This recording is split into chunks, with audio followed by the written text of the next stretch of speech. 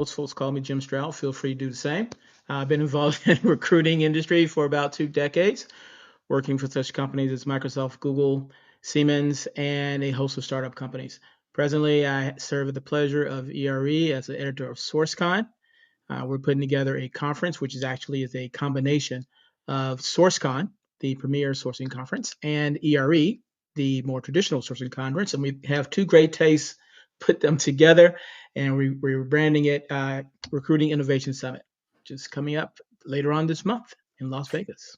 Fantastic, and it looks like a great event and a kind of a great lineup of speakers, and talk about that a little bit in a second. But before, I think it's just really Mm. interesting because I think every time that I have met you, it's been in some kind of innovative environment. So, first of all, I think we were talking about the internet, then we were talking about mobile, social, then we were talking about mobile, and obviously we're kind of at a whole new sort of fork in the road when it comes to innovation and technology at the moment. What's your take on what's happening in terms of AI and everything that's sort of out there at the moment? Where are we heading with all of this? Sure, I have a bit of a contrarian opinion.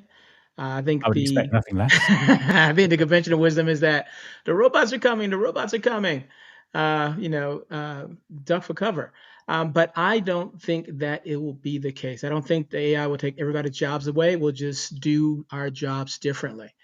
For example, when I remember when Tilly the Teller, which is the ATM system for the banking systems that we have here. I remember when that first went online. I'm sort of dating myself. I was just a little kid, but I still remember that. And there's a lot of buzz about, well, all the teller jobs are going to go away because now we have, ATMs, and it didn't go away. The tellers just did something different.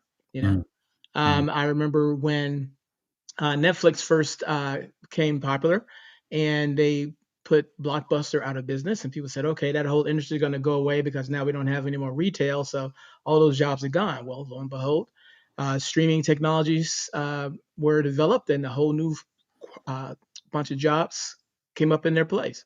So I think AI is going to change the way we work as recruiters, but I don't think that is going to take recruiters and sourcing jobs totally away. I mean, it will just change. And other reasons for that, in addition to the reasons I mentioned, are items like cybersecurity. There always will be yeah. cybersecurity issues. Regulation.